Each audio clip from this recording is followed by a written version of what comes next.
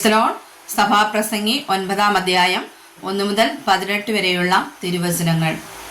ഇതൊക്കെയും നീതിമാന്മാരും ജ്ഞാനികളും അവരുടെ പ്രവൃത്തികളും ദൈവത്തിന്റെ കയ്യിൽ ഇരിക്കുന്നു എന്നുള്ളതൊക്കെയും തന്നെ ശോധന ചെയ്യുവാൻ ഞാൻ മനസ്സുവെച്ചു. സ്നേഹമാകട്ടെ ദ്വേഷമാകട്ടെ ഒന്നും മനുഷ്യൻ അറിയുന്നില്ല. സർവവും അവരുടെ മുമ്പിൽ ഇരിക്കുന്നു താനും. എല്ലാവർക്കും എല്ലാം ഒരുപോലെ സംഭവിക്കുന്നു. നീതിമാനും ദുഷ്ടനും നല്ലവനും നിർമ്മലനും മലിനനും യാഗം കഴിക്കുന്നവനും യാഗം കഴിക്കാത്തവനും ഒരേ ഗതി വരുന്നു.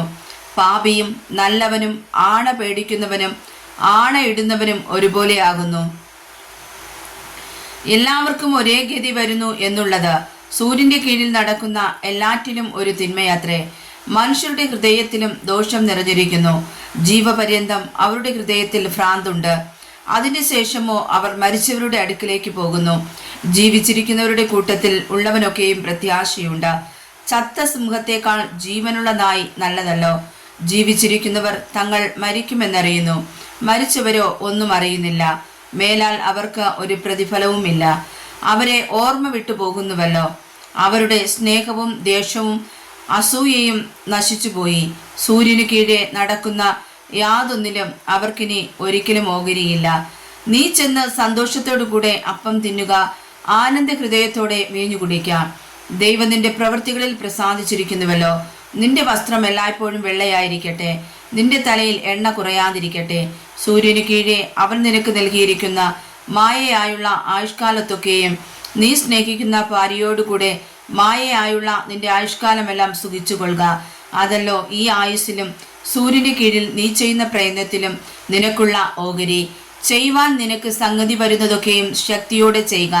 നീ ചെല്ലുന്ന പാതാളത്തിൽ പ്രവൃത്തിയോ സൂത്രമോ അറിവോ ജ്ഞാനമോ ഒന്നുമില്ല. പിന്നെയും ഞാൻ സൂര്യനു കീഴെ കണ്ടത്, വേഗതയുള്ളവർ ഓട്ടത്തിലും വീരന്മാർ യുദ്ധത്തിലും നേടുന്നില്ല. ജ്ഞാനികൾക്ക് ആഹാരവും വിവേകികൾക്ക് സമ്പത്തും സാമർഥ്യമുള്ളവർക്ക് പ്രീതിയും ലഭിക്കുന്നില്ല. അവർക്കൊക്കെയും കാലവും ഗതിയും അത്രേ ലഭിക്കുന്നത്. മനുഷ്യൻ തൻ്റെ കാലം അറിയുന്നില്ലല്ലോ. വല്ലാത്ത വലയിൽ പിടിപെടുന്ന മത്സ്യങ്ങളെ പോലെയും കെണിയിൽ അകപ്പെടുന്ന പക്ഷികളെ പോലെയും മനുഷ്യർ പെട്ടെന്ന് വന്നു കൂടുന്ന ദുഷ്കാലത്ത് കെണിയിൽ കുടുങ്ങിപ്പോകുന്നു. ഞാൻ സൂര്യന് കീഴെ ഇങ്ങനെയും ജ്ഞാനം കണ്ടു. അതെനിക്ക് വലുതായി തോന്നി. ചെറിയൊരു പട്ടണമുണ്ടായിരുന്നു. അതിൽ മനുഷ്യർ ചുരുക്കമായിരുന്നു. വലിയൊരു രാജാവ് അതിൻ്റെ നേരെ വന്ന് അതിനെ നിരോധിച്ചു. അതിനെതിരെ വലിയ കൊത്തളങ്ങൾ പണിതു. എന്നാൽ അവിടെ സാധുവായൊരു ജ്ഞാനി പാർത്തിരുന്നു. അവൻ തന്റെ ജ്ഞാനത്താൽ പട്ടണത്തെ രക്ഷിച്ചു.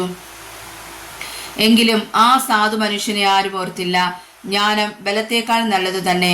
എങ്കിലും സാധുവിന്റെ ജ്ഞാനം തുച്ഛീകരിക്കപ്പെടുന്നു.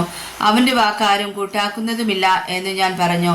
മൂഢന്മാരെ ഭരിക്കുന്നവന്റെ അട്ടഹാസത്തേക്കാൾ സാവധാനത്തിൽ പറയുന്ന ജ്ഞാനികളുടെ വചനങ്ങൾ നല്ലത്. യുദ്ധായുധങ്ങളെക്കാളും ജ്ഞാനം നല്ലത്. എന്നാൽ ഒരൊറ്റ പാപി വളരെ നന്മ നശിപ്പിച്ചു കളയുന്നു.